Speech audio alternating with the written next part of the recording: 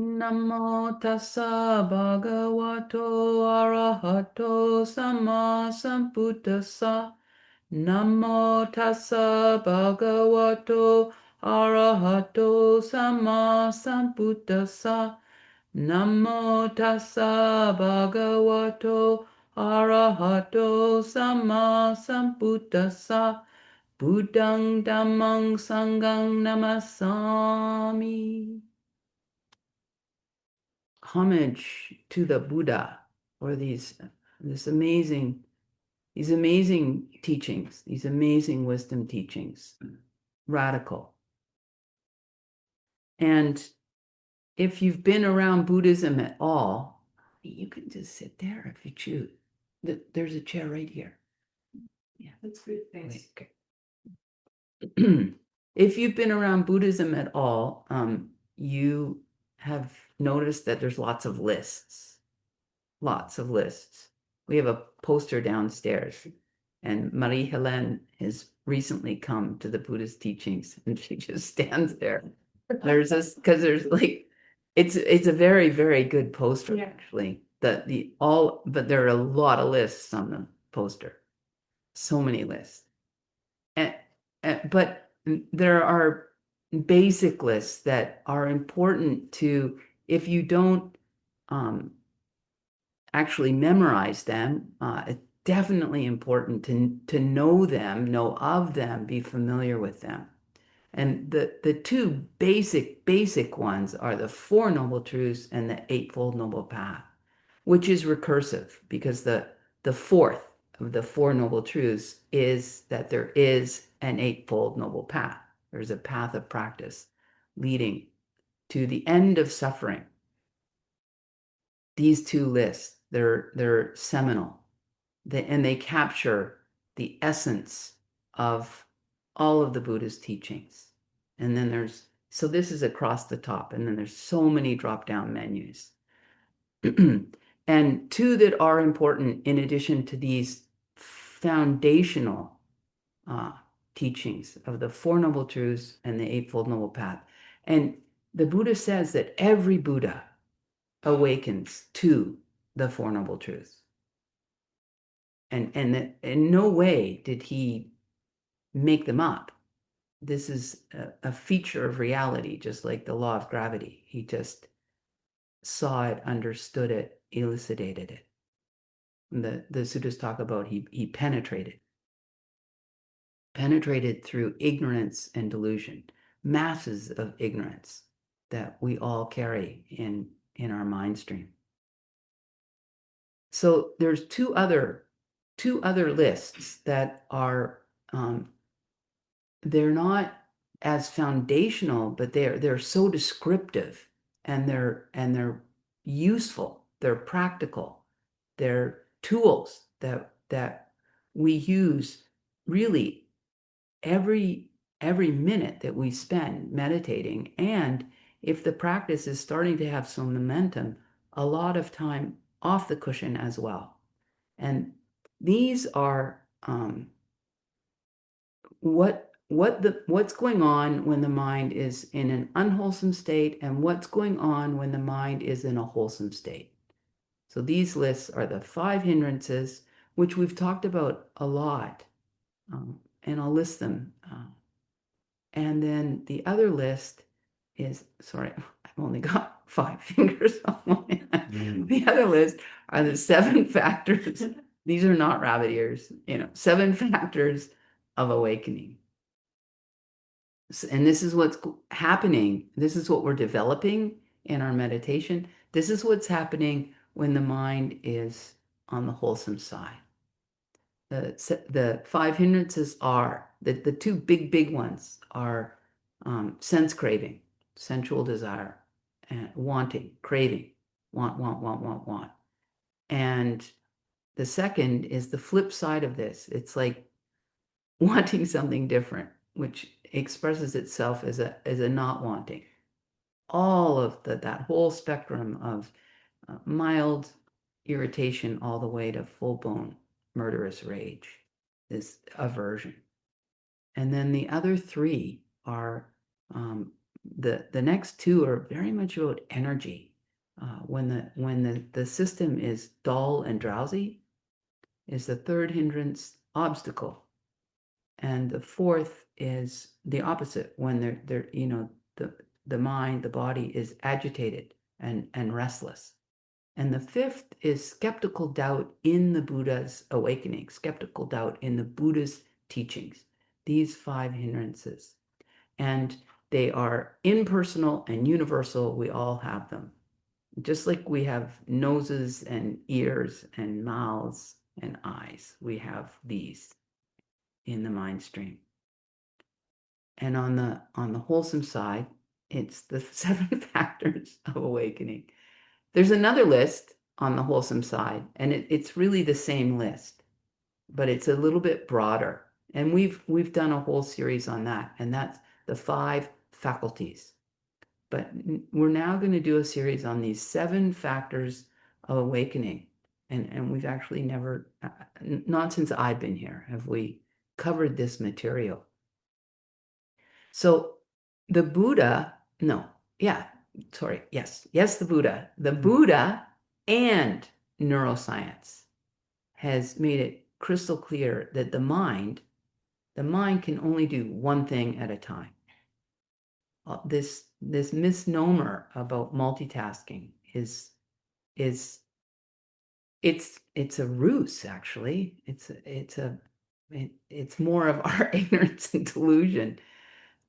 No one can multitask. What if you're multitasking? The science now shows that you're actually more inefficient because you're averting the attention, sometimes quite often, from one task to the other. So you're going like a ping pong game, and this is another, sort of manifestation of the superficiality and the pace that we are picking up as a culture. That multitasking is somehow a good thing. And it's terrible and it's inefficient. You can read the science. So the Buddha also went on to say, with these, the mind can only do one thing. It's actually binary. The mind is either doing something wholesome or doing something unwholesome. And certainly there are gradations on, some things are mildly unwholesome and some things are horrifically unwholesome. Some things are mildly wholesome, some things are astoundingly wholesome. But there is this divide, it is binary. And so this is the great news, that when there is mindfulness is part of that collection of wholesome mental factors that brings all its friends to the party. And so when there is mindfulness, this is wholesome.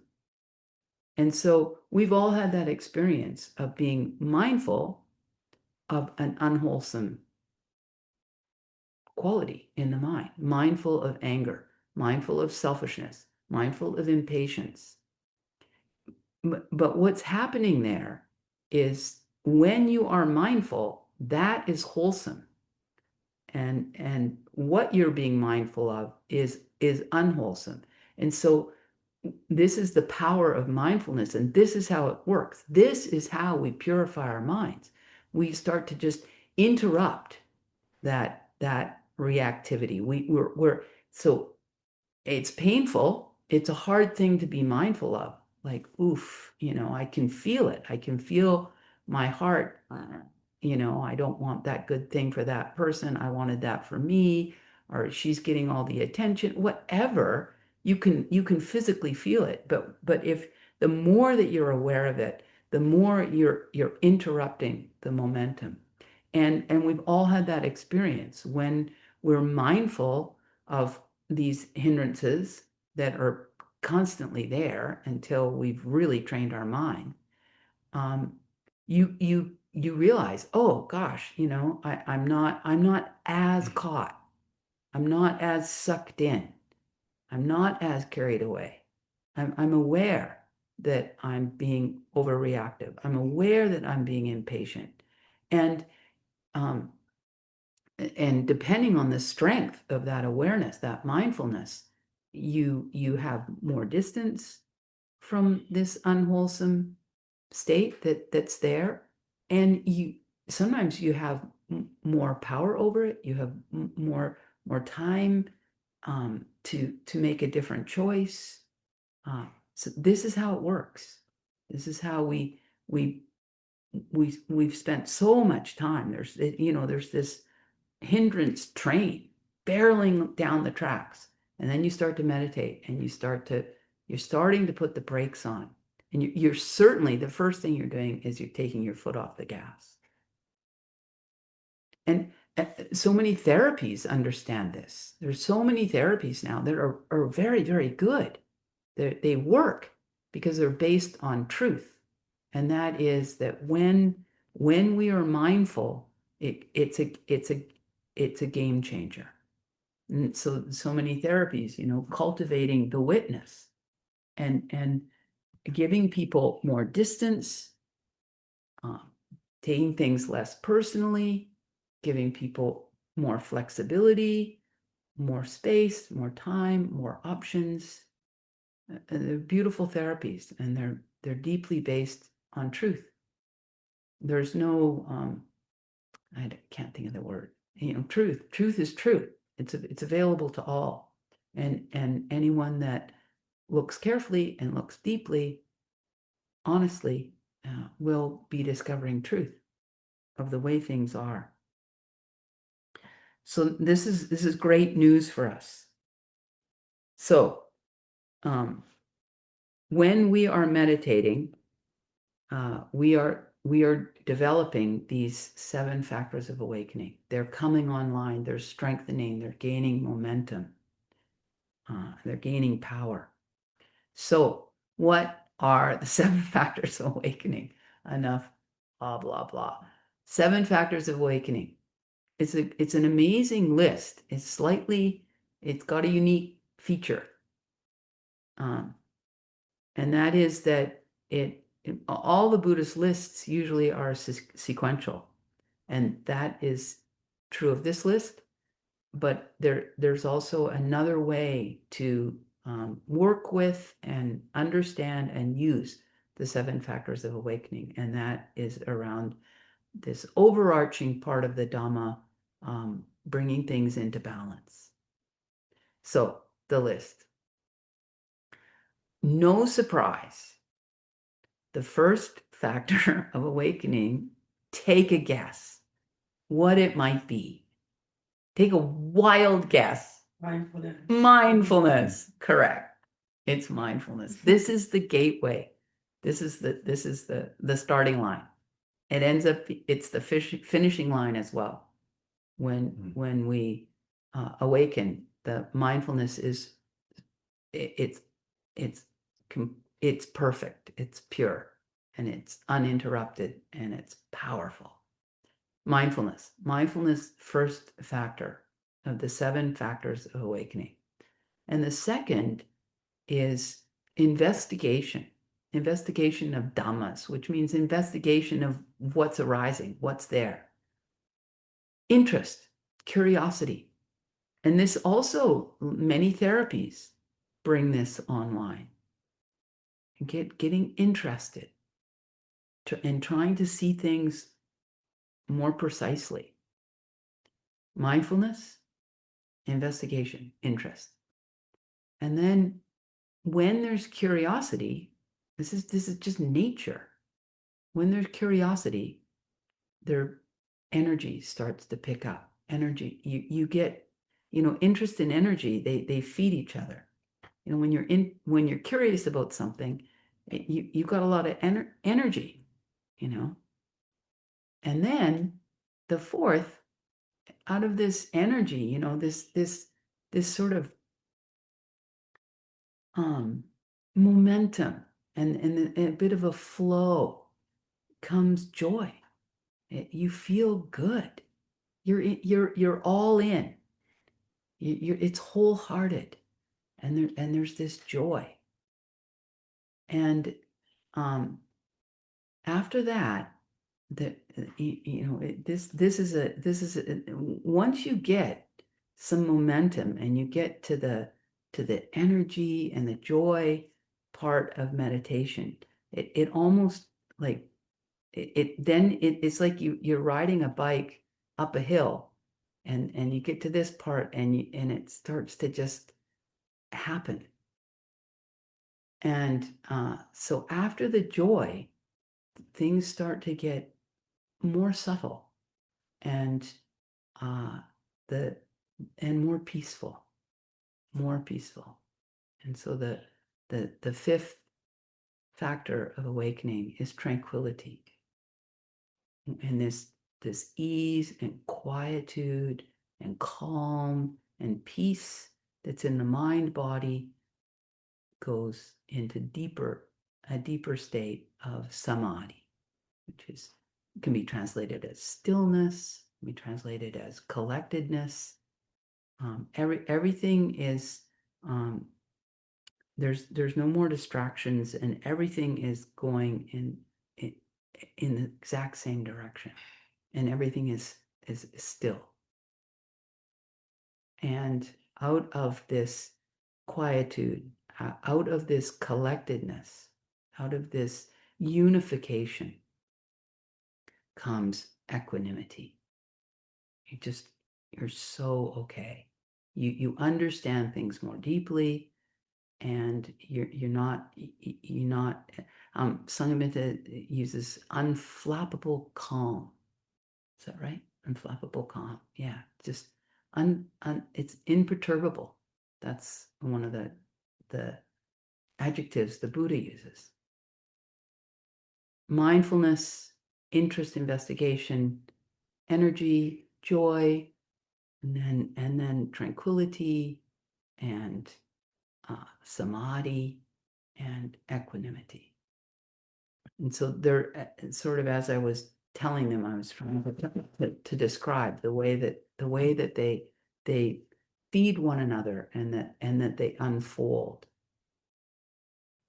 And in terms of using them as bringing the system into balance, this is after, in our meditation, some of the more blatant, more coarse craving and aversion have been abated, like really softened, and uh, uh, very much there might still be some mild craving, for it to be easier, or for it to be continuing to deepen. But this is more subtle. You're not craving for um, going to the movies, and like while you're meditating, you're not craving for um, more blatant course, talking to someone or having a coffee.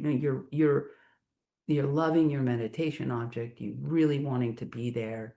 You're really engaged. Um, and when things are coming up that are more difficult, metta is available to you. So the blatant coarse craving and aversion are settled, and softened. Then during that time, that period and on the path in your meditation, uh, energy starts to become sort of the issue. And so then you become more aware of the more refined that refining that needs to happen to bring everything into balance. And we all have different proclivities, but some of us will lean more towards dullness and drowsiness. Some of us will lean more towards restlessness and remorse. And so here is where you really can use the seven factors of awakening, because like the whole trajectory of meditation, it's going from more obvious and more coarse to more and more subtle. And the seven factors of awakening are doing the same. The After mindfulness, after you walk through that door and you're on that platform of mindfulness, the next three of the seven factors of awakening have an energizing quality. It's interest, energy, and joy.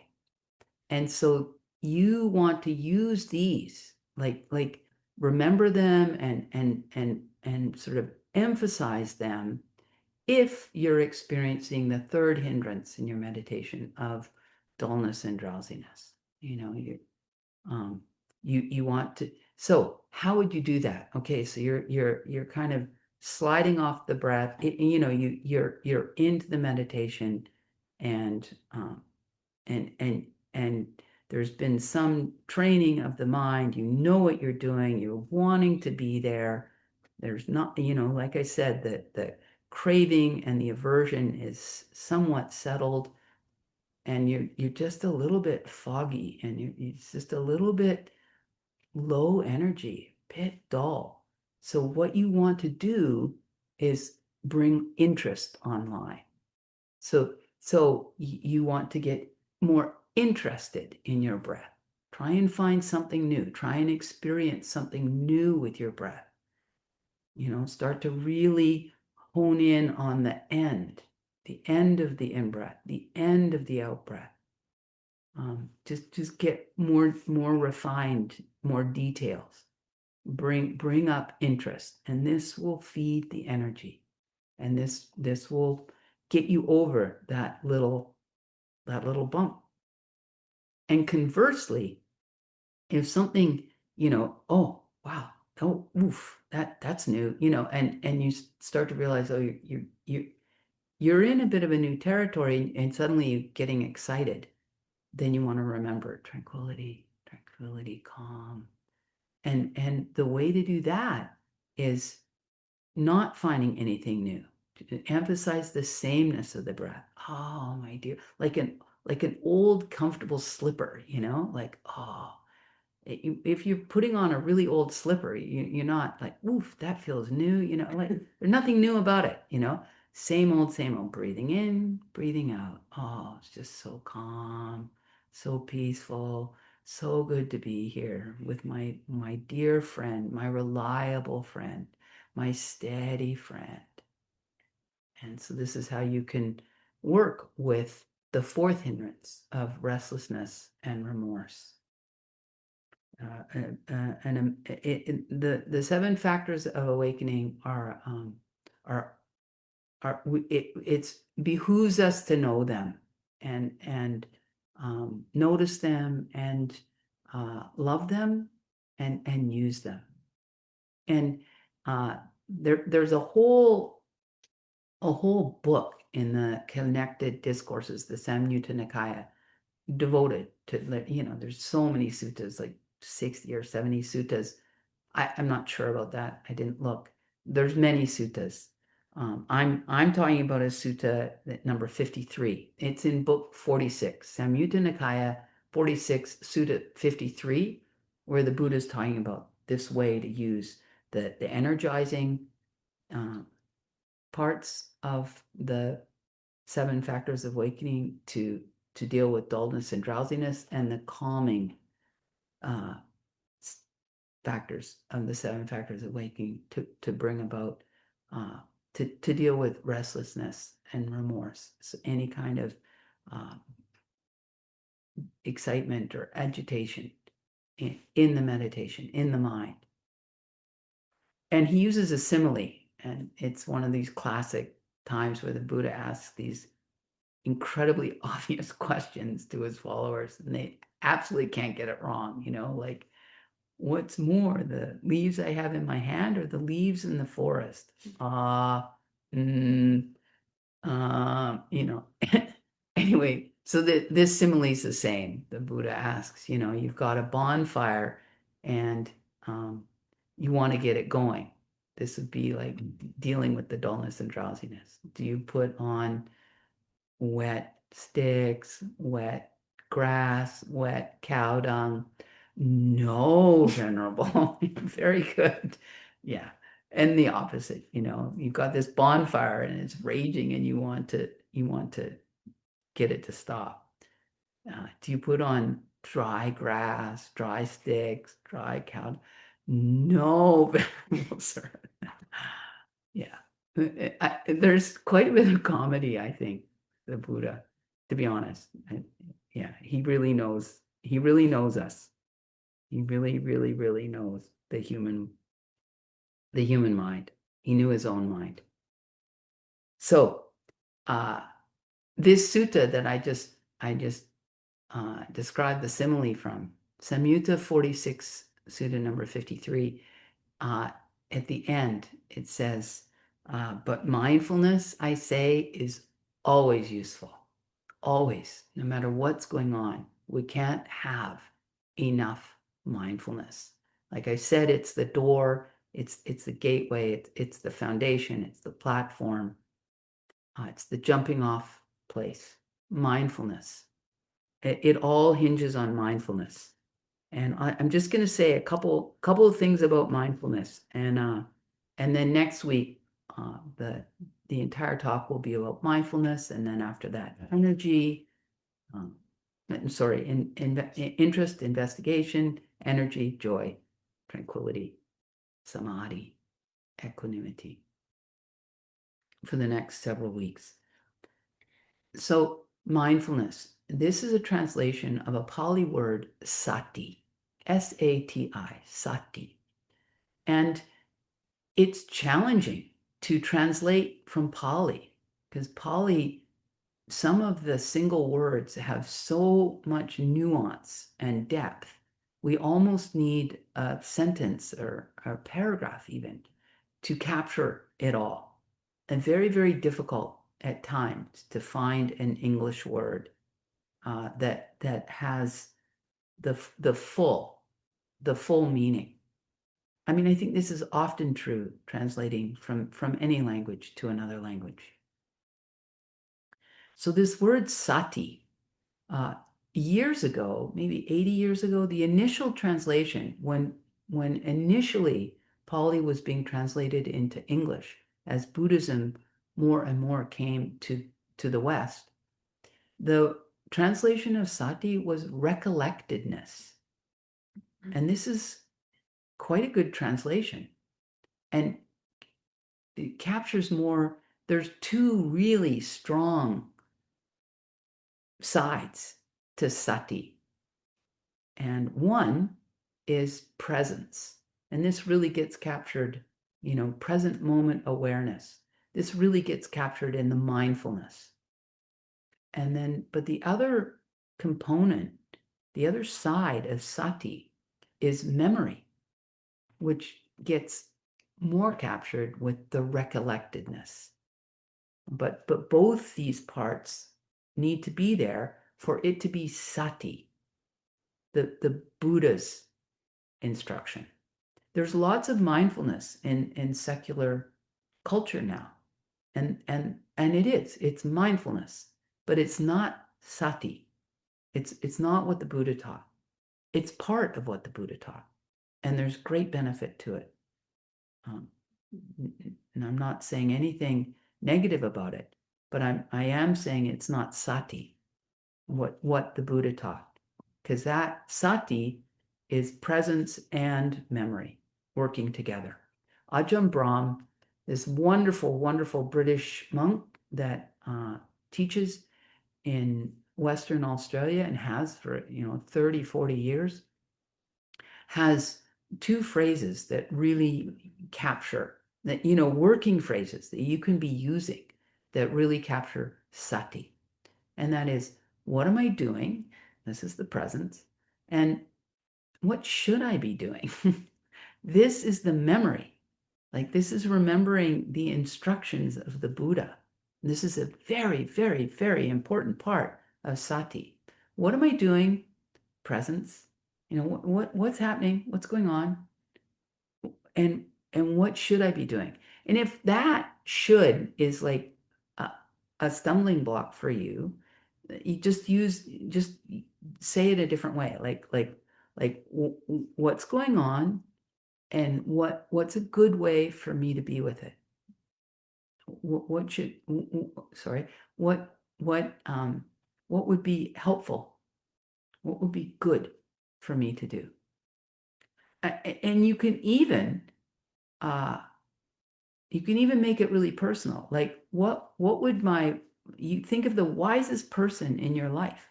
Maybe the person that you feel is, in front of you on the path. What would so and so advise me? What would their suggestion be? Um, what am I doing? What should I be doing? I'm going to give you an example to really drive home how uh, this presence and memory come together, work together in sati. And we'll all be able to relate to this example.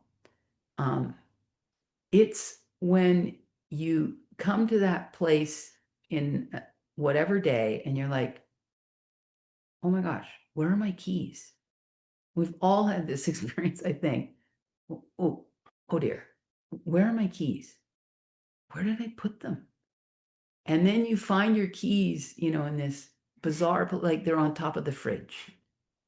Um, and then you realize, oh, I I've had the experience, I'll just say. I find my keys. I don't really have keys anymore, but I used to find my keys and it would be like, I have zero memory, like zero of putting them there. And sometimes it'd be like you find your keys and you'd be like, oh yeah, yeah. I remember, you know? But if there's quite a bit of presence, when you put your keys down, you don't have that, oh my dear, oh my gosh, where are my keys? Because you remember that this is because and and how come it can be like, oh yeah, yeah, yeah, yeah, I remember putting them down there, but it wasn't strong enough for you to remember before you found them. That's because there was a little bit of mindfulness there, and when it's like, how on earth did my keys get? I didn't put them there. There was zero mindfulness, like very, very little. The mind was very distracted. You're talking to someone, or you're worried about something, you're totally preoccupied. This is like lack of mindfulness. This is this, and this is where all of the attention is very like scattered, dispersed. Mindfulness is collecting it. And that's why when the mindfulness gets stronger and stronger and stronger, we have samadhi. This is collected. The attention is collected and it becomes very, very strong. This is how presence and memory work together in sati. And I'll end with a couple of passages where the Buddha, in these couple of passages, he's really emphasizing more this recollected part, this memory, which is encouraging for us. This is a way for us to strengthen our mindfulness. And he's actually specifically talking about the factor of awakening. Mindfulness is the factor of awakening. And this is in that same book in the Connected Discourses, Samyutta Nikaya 46, Sutta number 3. And he's talking about having heard some of the Buddha's teachings and then, being in a quiet place. One recollects that Dhamma, those teachings, and thinks it over. Whenever one dwelling thus withdrawn, in a quiet place, recollects that Dhamma and thinks it over, on that occasion, the awakening factor of mindfulness is aroused.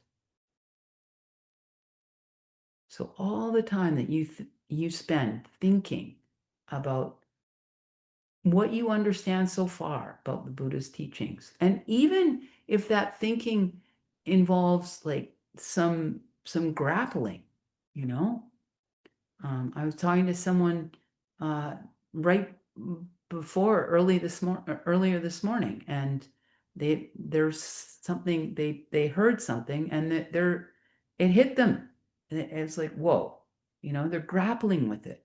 This is This is mindfulness strengthening and being fed and coming on board.